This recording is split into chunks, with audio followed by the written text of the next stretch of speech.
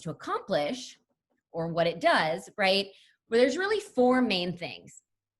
One, it shows there's a specific issue or a problem that's driving the study, right? And Dr. Haas has probably asked you to start thinking about this already in terms of what you're interested in. What's the big problem that's causing whatever the issue is? So you're going to articulate that.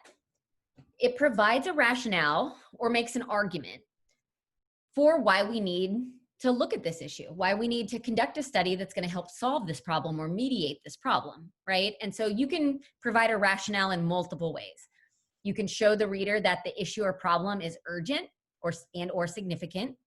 You can show that there hasn't been a lot of research that's been done or no research that's been done, right? And we call that showing a gap or demonstrating a gap in knowledge or literature about the issue. And you can also talk about what the contribution of the article is going to be, right? This is going to do some fabulous things for us.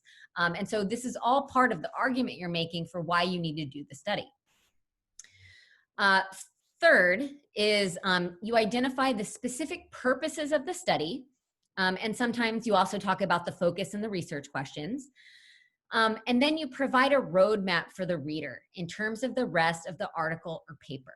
And sometimes there's other things in it too, like definitions. When you get to your dissertation, some chairs ask you to write a list of definitions. I prefer for people, for my students to integrate them a little more. So any key concept that you identify in that problem statement or that issue statement, you need to define. So, so those are four main purposes of your problem statement. So what I'd like to do now is I'd like to take a little bit of time to look at an example and to identify these purposes in the example, okay? So we're gonna start with identifying the problem, okay? So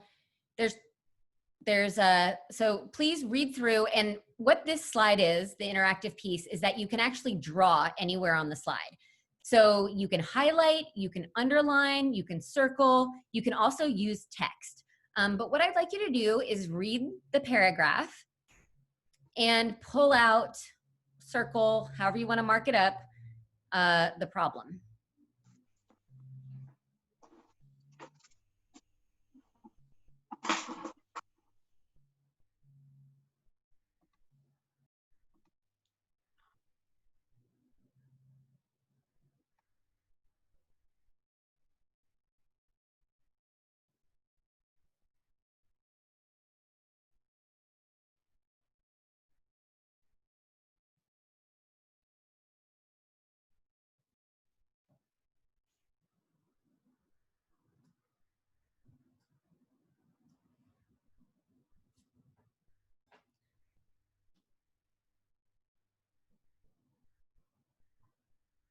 Like that is, so everything else is talking about either why that is bad, why that's not good, and the study is focused in on how they're going to study this piece.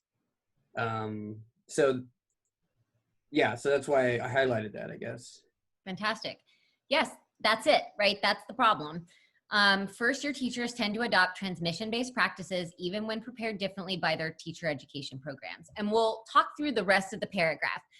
The other clue is that it comes first, right? It's the very first thing. Here's the problem, here's why it's a problem, and here's what we need to do, right? And so it's also in terms of like how these sections are typically sequenced.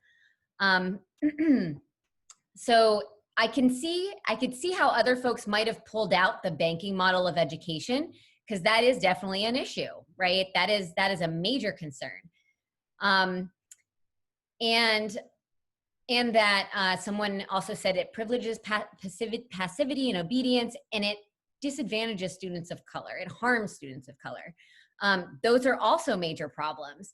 But in terms of this issue, in terms of the issue or problem of this study, right, it's going to be that first-year teachers tend to adopt transmission-based practices even when prepared differently by their teacher preparation programs, right? So the problem is They're going through teacher preparation programs that generally teach much more interactive and equitable practices, but they're not doing it in the classroom. What's going on? What's the disconnect here, right? And then the rest is telling you why this is a problem.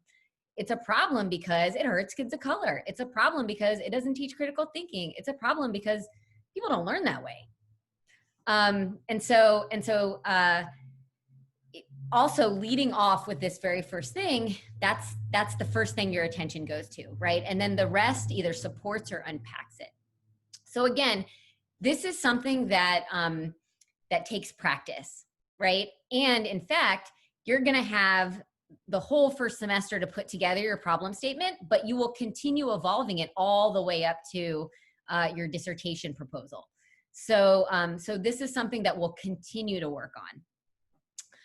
Okay, so let's go to the second thing now. And the second thing is... Oh, Dr. Fromm? Yes. Really quickly, you may lean into this a little bit more, but can you go back to that slide? Yep, sorry. One of the other writing, I guess, characteristics I noticed was the insertion of citations before the end of the sentence, which that's new for me. This is like the first time I've seen that done. Like I've always seen it done at the end.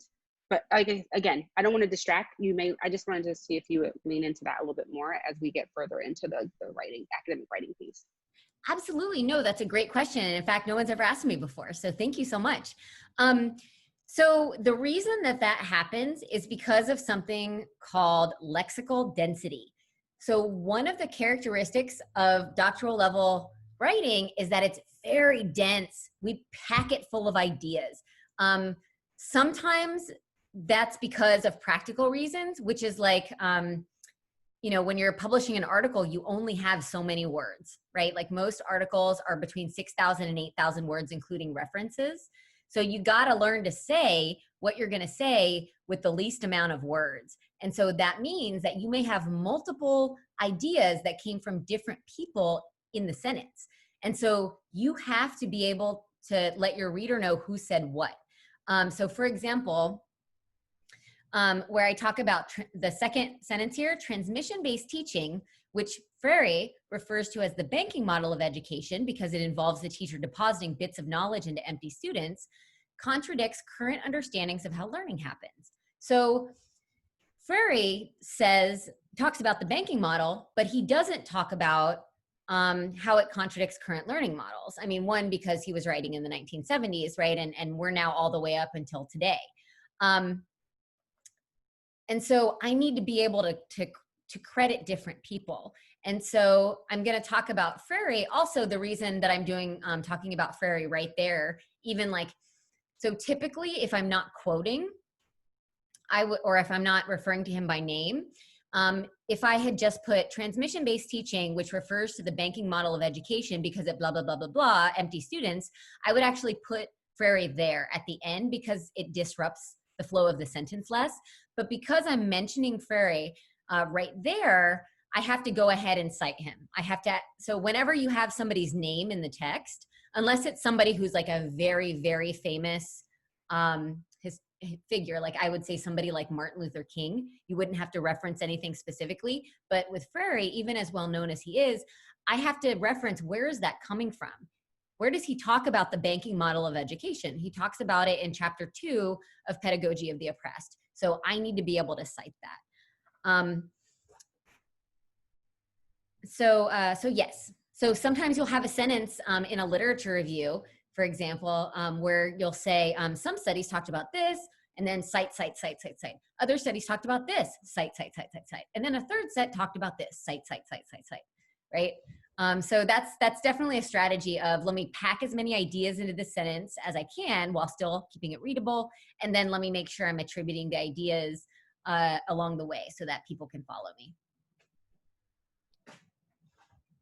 Okay, fabulous. All right, so the next thing we're doing is we're going to be looking at the rationale or the argument. Okay?